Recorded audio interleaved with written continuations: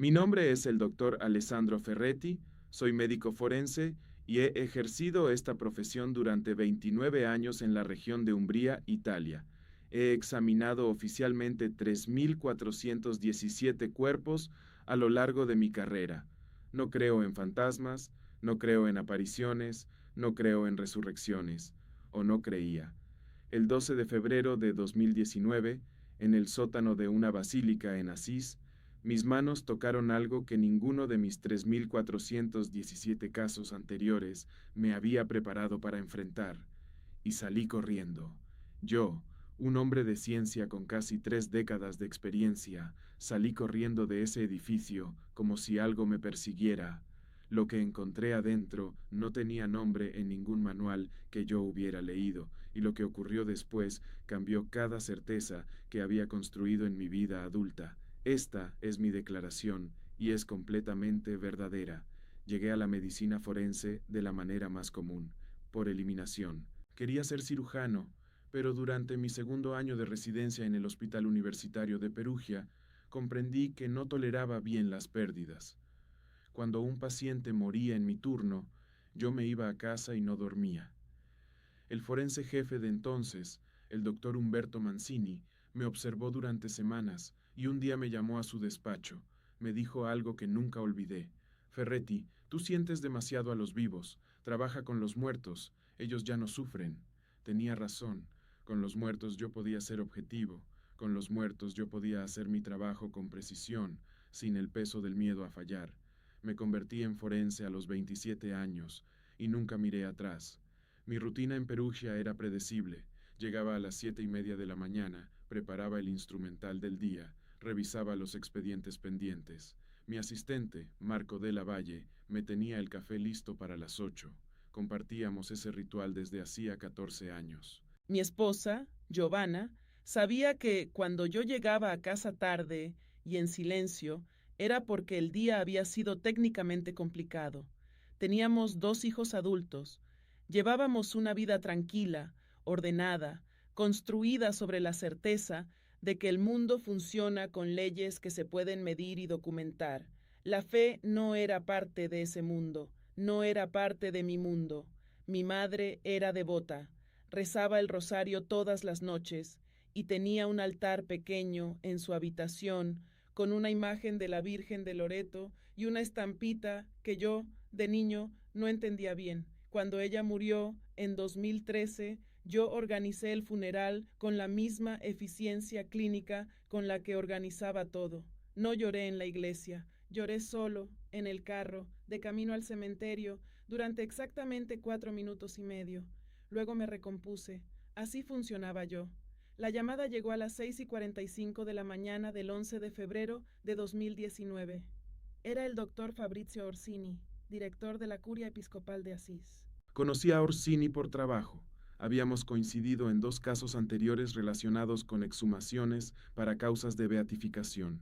Me dijo que al día siguiente comenzaría el proceso de exhumación del cuerpo de un joven llamado Carlo Acutis, fallecido en 2006, y que necesitaban un médico forense certificado para el protocolo de verificación del estado del cuerpo. El procedimiento era estándar en estos casos. Yo ya lo había hecho antes, 2 veces, con resultados completamente normales. Acepté sin preguntar demasiado. Era un trabajo como cualquier otro. Marco me recogió a las 5 de la madrugada del 12 de febrero. Hacía frío en Asís. La temperatura exterior era de 3 grados centígrados, y dentro de la Basílica de Santa María de los Ángeles, donde estaba enterrado el joven, el aire era aún más denso y frío. El espacio donde se realizaría la exhumación era una sala subterránea, sin ventanas, iluminada con luz artificial. La temperatura del ambiente, según el termómetro de pared que colgaba junto a la puerta, marcaba 7 grados centígrados. Yo lo anoté en mi bitácora. Es el primer dato del día que registré. El féretro llevaba 12 años y 4 meses bajo tierra. Me puse los guantes de látex, revisé mis instrumentos, termómetro de precisión con sonda de contacto, linterna frontal, bisturí, pinzas de disección, básculas manuales, cámara fotográfica, grabadora de voz. Marco colocó el trípode con la cámara de video en la esquina derecha de la sala. Había otras 6 personas presentes, 2 representantes de la curia, un sacerdote, la madre de Carlo, Antonia Salzano y 2 asistentes técnicos. La madre estaba sentada en una silla de madera contra la pared, tenía las manos juntas sobre el regazo y miraba el féretro sin expresión visible. Yo no hablé con ella, no era el momento para conversaciones. El féretro fue abierto a las 7:22 de la mañana. Lo que vi en ese primer segundo me detuvo, pero aún no sabía lo que me esperaba. Un cuerpo que lleva 12 años enterrado presenta características inequívocas. Yo las conozco bien. Hay un proceso de descomposición que sigue un orden biológico preciso: autólisis, putrefacción, desintegración progresiva de tejidos blandos. Dependiendo del clima, la profundidad, el tipo de ataúd y las condiciones del suelo, un cuerpo puede conservarse durante décadas en distintos estados, pero hay algo constante. 12 años son suficientes para que los tejidos blandos desaparezcan en casi todos los casos documentados en suelos europeos de clima templado húmedo. Lo que debería quedar es el esqueleto, con posibles restos de tejido endurecido y desecado. Eso era lo que yo esperaba encontrar. No era lo que encontré. El joven tenía el rostro intacto. No digo parcialmente conservado, digo intacto. La piel estaba presente. Las facciones eran reconocibles. Los labios tenían forma. Las cejas existían. Yo me quedé inmóvil durante un momento, que Marco me diría después, que duró aproximadamente 20 segundos. Luego me recompuse y comencé a documentar. Era mi trabajo. Primero, lo más básico, la temperatura corporal superficial. Coloqué la sonda del termómetro sobre la mejilla derecha del joven. La lectura tardó 12 segundos en estabilizarse. Anoté el resultado en mi bitácora: 29 grados centígrados. La sala estaba a 7 grados, 22 grados de diferencia entre el ambiente y la superficie del cuerpo. Miré el instrumento. Pensé que tal vez había un error de calibración. Saqué el termómetro de reserva que siempre cargo en el maletín, el modelo de verificación, y repetí la medición en el mismo punto: 28,8 grados centígrados. El cuerpo estaba caliente, no tibio en relación al ambiente, caliente. 29 grados en una sala de 7 grados, en un féretro que llevaba 12 años bajo tierra. Intenté la primera explicación lógica. Tal vez el proceso de transporte del ataúd había generado fricción mecánica que calentó la superficie. Verifiqué el tiempo que había tardado el ataúd en ser movido a esa sala: 45 minutos. A 7 grados de temperatura ambiente, cualquier calor friccionario hubiera disipado en menos de 5 minutos. La lectura debería haber sido, en el mejor caso, 8 o 9 grados, no 29.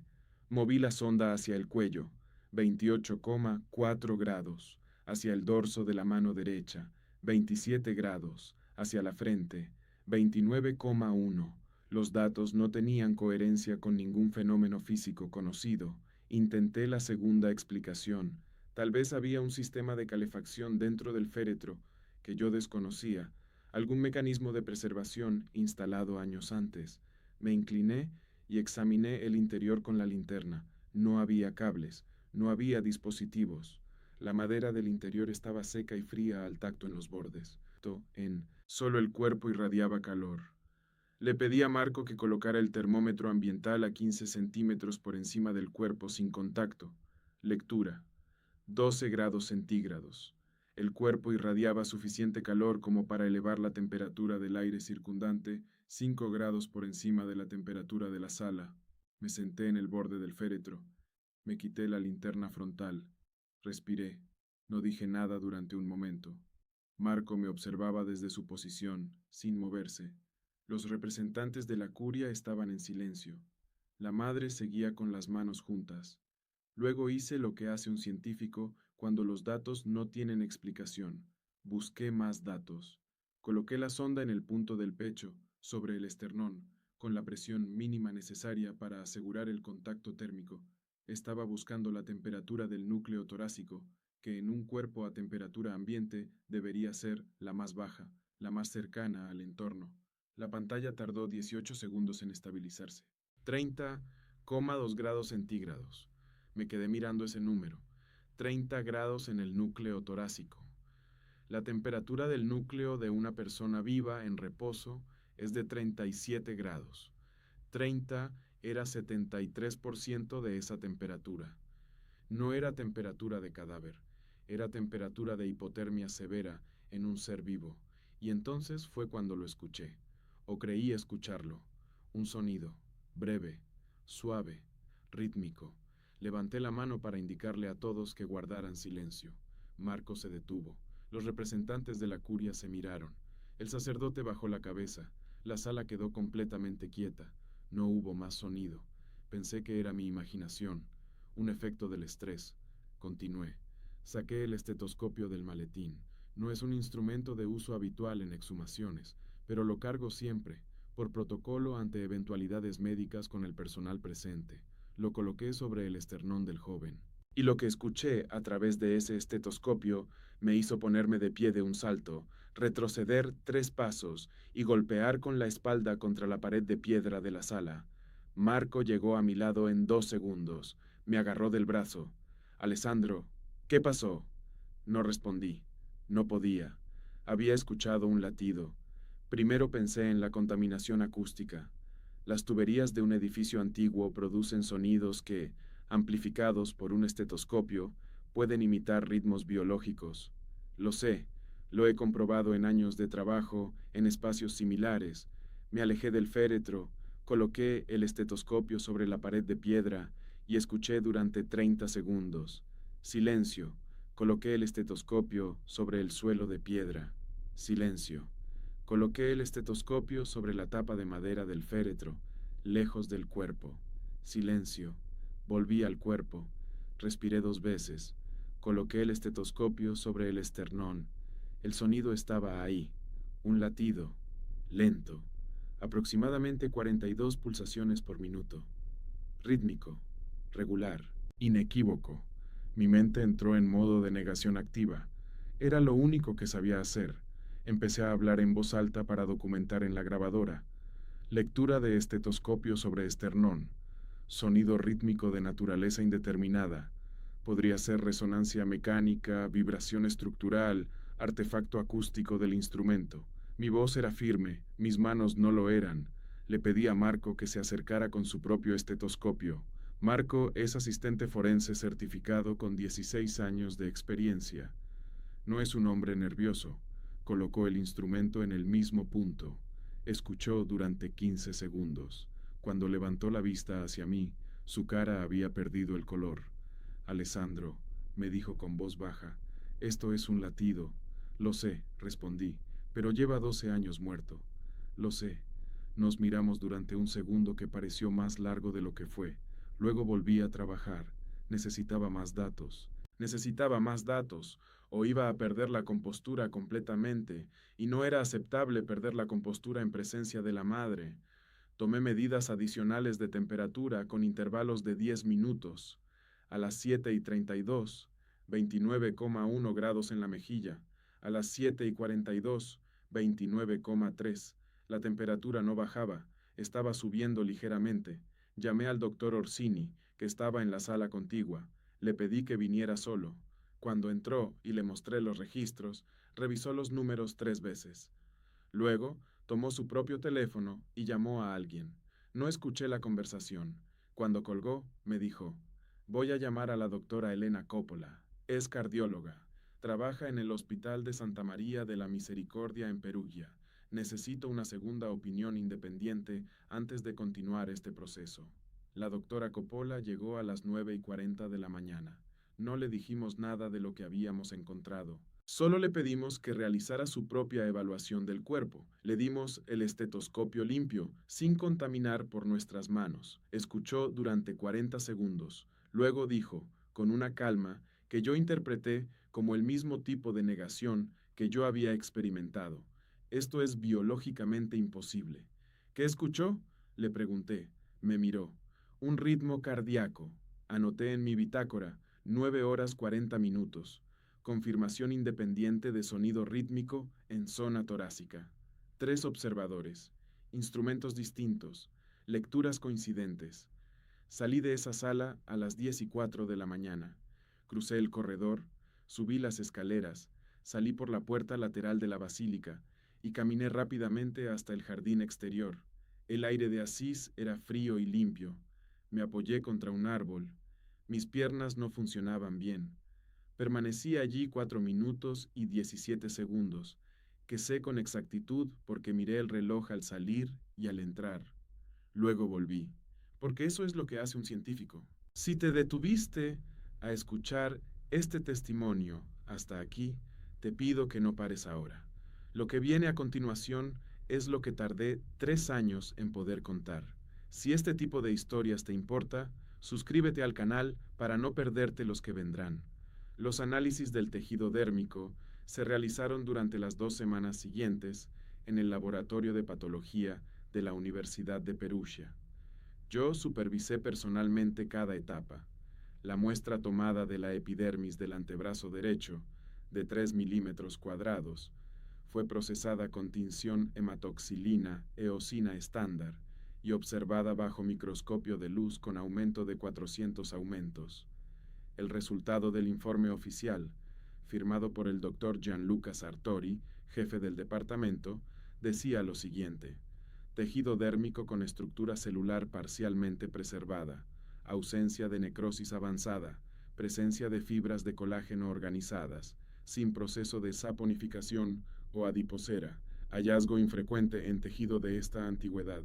Infrecuente, usaron la palabra infrecuente. Yo traduzco eso así: no existe un precedente documentado con estas características en un cuerpo de esta antigüedad enterrado en estas condiciones. La temperatura corporal fue medida en 3 sesiones adicionales durante el proceso de exhumación formal, que duró 2 días. Las lecturas fueron: segunda sesión, 13 de febrero, 9 de la mañana, 28,7 grados en mejilla, 27,9 en mano derecha, 30,1 en esternón. Tercera sesión, 13 de febrero, 4 de la tarde, 28,4 en mejilla, 29,2 en esternón. Cuarta sesión, 14 de febrero, 8 de la mañana, 28,1 en mejilla. Durante 42 horas de observación activa, la temperatura corporal superficial de Carlo Acutis no bajó de 27 grados centígrados en ninguna medición. La temperatura de la sala osciló entre 6 y 8 grados a lo largo de ese periodo. La diferencia constante fue de 20 a 23 grados. El estetoscopio se aplicó en 5 sesiones adicionales.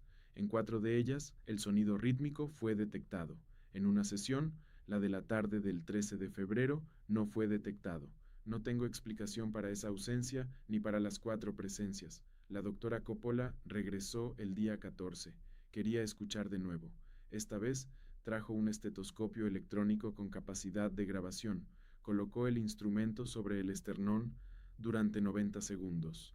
El archivo de audio fue enviado esa misma tarde a 3 cardiólogos en distintos hospitales: Hospital Gemelli de Roma, Hospital San Raffaele de Milán y Clínica Universitaria de Navarra en Pamplona, España. Los 3 respondieron dentro de las 48 horas. Los 3 dijeron con distintas palabras lo mismo. El audio presentaba un patrón rítmico consistente con actividad cardíaca, con una frecuencia de entre 40 y 44 pulsaciones por minuto. Ninguno de los 3 pudo ofrecer una explicación fisiológica. 44 pulsaciones por minuto, bradicardia de un corazón vivo, en un cuerpo muerto hace 12 años, y entonces descubrí quién era realmente Carlo Acutis.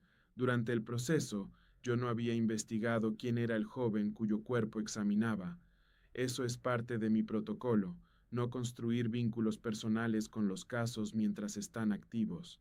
Solo después de completar la documentación oficial me permito conocer la historia de la persona.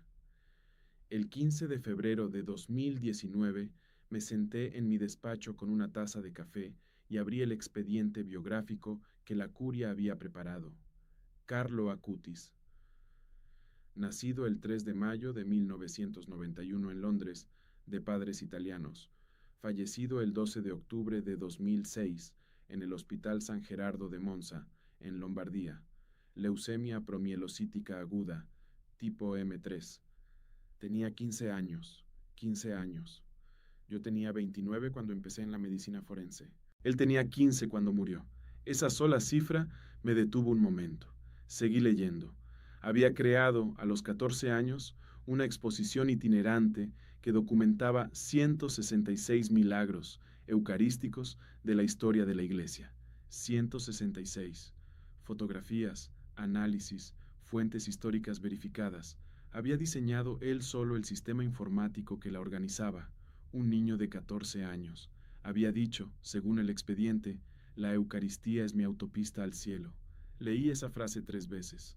En la carpeta había también un diario. No el diario personal del joven, sino un compilado de anotaciones que su madre había transcrito a petición de la curia. Fui directamente a las páginas del año 2005, cuando Carlo tenía 14 años. Hojeé sin buscar nada en particular, y entonces llegué a una página que me heló la sangre de una manera completamente distinta a como lo habían hecho las temperaturas de los días anteriores. La entrada estaba fechada el 28 de septiembre de 2005, más de un año antes de su muerte. Carlo escribía sobre su devoción a la Eucaristía, sobre lo que esperaba después de morir, sobre lo que quería que la gente supiera de él. Y en un párrafo, casi al final, escribió esto, y cito de memoria porque las palabras se grabaron en mi cabeza con una claridad que no he olvidado. No tengo miedo de morir, le tengo miedo a no haber amado bien. Cuando me vayan a buscar, que me encuentren caliente, como si aún estuviera aquí. Que me encuentren caliente, como si aún estuviera aquí. Lo leí 4 veces. 5. Luego cerré la carpeta. Abrí mi bitácora del 12 de febrero. Busqué la primera medición. 29 grados centígrados. Caliente, como si aún estuviera allí. Lo que vino después, lo que hice esa tarde, fue algo que no le había contado a nadie en los 3 años anteriores. Llamé a Marco y le dije que no iría al despacho al día siguiente. Luego llamé a Giovanna y le dije que necesitaba unos días. No le expliqué. Ella me conoce. No preguntó. Manejé 4 horas hasta Asís. Entré a la basílica. Me senté frente a la tumba del joven que ya había sido reinstalada con el ataúd de cristal que la curia había dispuesto para la exhibición permanente. No recé. No sé rezar. No lo sé hacer bien. Nadie me enseñó. Solo me quedé sentado frente a él durante 40 minutos. Cuando me levanté para irme, noté algo que estaba debajo de la silla donde me había sentado. Un objeto pequeño, una estampita religiosa de cartón, del tipo que se reparte en los funerales. No era nueva. Tenía los bordes amarillentos, el papel un poco curvado. La recogí. Era una imagen de la Eucaristía, una hostia con un resplandor dorado alrededor, y en el reverso, impreso en letras pequeñas, había un texto. Lo leí. Era la frase, la Eucaristía es mi autopista al cielo. Y debajo de la frase, manuscritas con bolígrafo azul, 2 letras iniciales, A, F, A, F. Alessandro Ferretti, mis iniciales. Me quedé mirando ese cartón durante un tiempo que no supe medir. No había nadie en esa parte de la basílica en ese momento. El objeto no tenía ninguna explicación lógica en ese lugar, en ese momento, con esas letras. No la tiene hoy, no la tendrá nunca. Guardé la estampita en el bolsillo interior de mi saco. La tengo todavía. La tengo en el cajón derecho de mi escritorio en casa, envuelta en papel de seda. Ese mismo día hice algo que no había hecho desde los 9 años, cuando mi madre me llevaba a misa los domingos. Me arrodillé. Los meses que siguieron fueron los más complicados de mi vida adulta. No porque estuviera en crisis, sino porque la crisis era silenciosa y yo no sabía qué hacer con el silencio. Volví al trabajo el 20 de febrero. Marco me miró de una manera diferente. No dijo nada. Le agradezco que no dijera nada. Durante las primeras 2 semanas después de la exhumación, completé mis reportes oficiales con la misma precisión técnica de siempre. Documenté todo lo que había medido. Documenté los hallazgos de la doctora Coppola. Documenté las respuestas de los 3 cardiólogos. No añadí interpretaciones. Los datos hablaban solos. El doctor Orsini me llamó en marzo de 2019 para informarme que el informe forense había sido enviado a Roma, al dicasterio correspondiente en el Vaticano. Me agradeció el trabajo. Me preguntó cómo estaba. Le dije que bien. Era mentira a medias. Lo que cambió primero fue mi relación con el silencio en las autopsias. Llevo años trabajando en silencio. Marco sabe que cuando estoy documentando, no hablo. Pero antes era un silencio profesional, el silencio de la concentración. Después de la exhumación, empecé a notar que había otro tipo de silencio en la sala, como si los cuerpos no fueran simplemente materia. No puedo describirlo de manera más científica que eso, y sé que eso me desacredita a los ojos de muchos colegas, pero es lo que ocurrió. En abril de 2019 tuve una conversación con mi hijo mayor, Stefano, de 28 años. Él estudió física en Turín, no es creyente. Me preguntó por qué había empezado a ir a misa los domingos. No lo había mencionado en casa. Giovanna le había dicho algo. Le expliqué lo que había visto en la exhumación, con datos, con medidas, con nombres de instrumentos. Stefano me escuchó sin interrumpir. Cuando terminé, guardó silencio unos 10 segundos. Luego me dijo, «Papá, la física cuántica tiene fenómenos que tampoco podemos explicar con la física clásica. Eso no significa que debamos dejar de medir». «Exactamente», le respondí, «por eso sigo midiendo». Pero medir ya no era suficiente para mí. Había algo que los instrumentos no podían alcanzar. En julio de 2019 contacté al padre Luigi Berucci, un sacerdote franciscano que trabaja en la Basílica de Santa María de los Ángeles, en Asís, la misma donde está el cuerpo de Carlo. Le conté mi experiencia. Fue la primera vez que lo contaba completo, con todos los datos, y con la estampita, y con mis iniciales. El padre Berucci me escuchó con una atención que me sorprendió. No intentó explicarme teológicamente lo que había ocurrido. Solo me dijo, «¿Y qué hace usted con eso ahora?» «No lo sé», admití. «Esa es la pregunta correcta. Empecé a ir a Asís con frecuencia. No puedo cuantificar cuántas veces fui entre 2019 y 2021. Más de 20. Mi esposa Giovanna vino conmigo las últimas 4 veces. No era creyente tampoco. Vino porque yo le pedí que viniera. Frente a la tumba de Carlo, la primera vez que fue, se quedó en silencio durante varios minutos. Luego me tomó la mano. No dijo nada. Eso fue suficiente. En octubre de 2020, el Papa Francisco beatificó oficialmente a Carlo Acutis. La ceremonia fue en Asís. Yo estaba allí. Vi la imagen del joven aparecer en la fachada de la basílica con los 6 metros de altura que caracterizan esas ceremonias. Vi a miles de personas reunidas. Vi a su madre, Antonia Salzano, en primera fila, con la misma serenidad que había tenido en la sala subterránea 18 meses antes, con las manos juntas. Ese día lloré. No durante 4 minutos y medio como cuando murió mi madre. Lloré sin medir el tiempo. Fue la primera vez en muchos años que no medí algo que me importaba.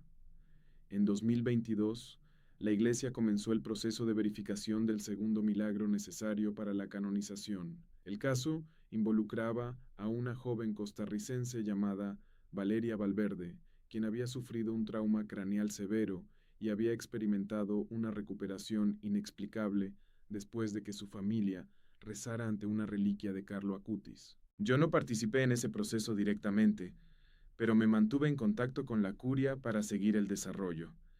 Fui convocado a Roma en marzo de 2023 para presentar mi testimonio formal ante una comisión médica del Vaticano.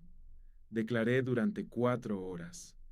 Presenté todos mis registros, los termogramas, las lecturas de temperatura, las grabaciones de estetoscopio, las respuestas de los 3 cardiólogos, las fotos de la bitácora. Los miembros de la comisión eran médicos. Hicieron preguntas técnicas. Respondí con datos. Al final, el presidente de la comisión, un cardiólogo de Bolonia llamado Filippo Donati, me hizo una última pregunta. No era técnica. Me preguntó, «Doctor Ferretti, en su opinión profesional, ¿usted qué cree que escuchó con el estetoscopio?» Respiré. Luego dije, «Creo que escuché lo que escuché. Lo que significa eso está fuera del alcance de mi instrumentación». El doctor Donati asintió lentamente. Es la respuesta más honesta que hemos recibido en este proceso, me dijo, y hoy, tantos años después, sigo sin poder explicar lo que sentí. El 7 de septiembre de 2025, el Papa León XIV canonizó a Carlo Acutis en Roma durante el jubileo. Fui con Giovanna, con Stefano y con mi hija menor, Lucía, que tiene 23 años y estudiaba teología en Salamanca. No había planeado estar allí. Lucia me llamó en agosto y me dijo que tenía que ir. No sé si fue ella quien me convenció o si ya había tomado la decisión sin saberlo. La plaza de San Pedro estaba llena, 150,000 personas, según dijeron los medios. Cuando el Papa pronunció las palabras de canonización, el nombre de Carlo resonó en los altavoces y en la piedra y en el aire. Mi hija me apretó el brazo. Giovanna apoyó la cabeza en mi hombro. Stefano, que no cree en nada sobrenatural, estaba callado con una seriedad que yo reconozco en mi propio rostro cuando algo me importa. Visité la tumba al día siguiente, el 8 de septiembre, solo, a las 7 de la mañana, antes de que llegaran los peregrinos. Me arrodillé frente al ataúd de cristal. El cuerpo de Carlo está visible, cubierto con una máscara de cera para preservar su apariencia tras los años de exposición. Pero yo recuerdo cómo se veía el 12 de febrero de 2019, antes de que se instalara esa máscara. Recuerdo la temperatura de 29 grados en su mejilla. Recuerdo el sonido del estetoscopio. Me saqué la estampita del bolsillo. La llevo conmigo desde ese día de febrero de 2019, siempre en el bolsillo izquierdo del saco. Los bordes están más amarillentos ahora. El papel está casi translúcido de tantas veces que lo he doblado y desdoblado. Las iniciales siguen ahí. A, F.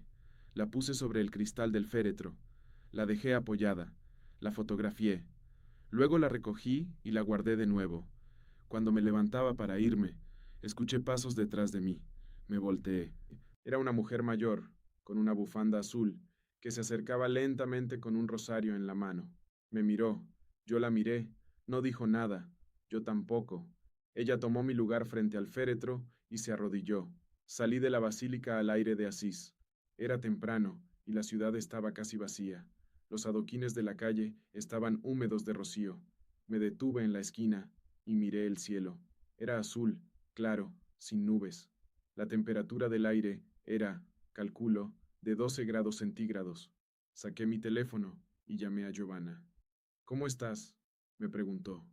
Bien, dije. Y esta vez no era mentira a medias. Hay 3 cosas que les digo a mis colegas cuando me preguntan por esta historia, y cada vez me preguntan más, porque el nombre de Carlo Acutis es cada vez más conocido. La primera, los datos no mienten.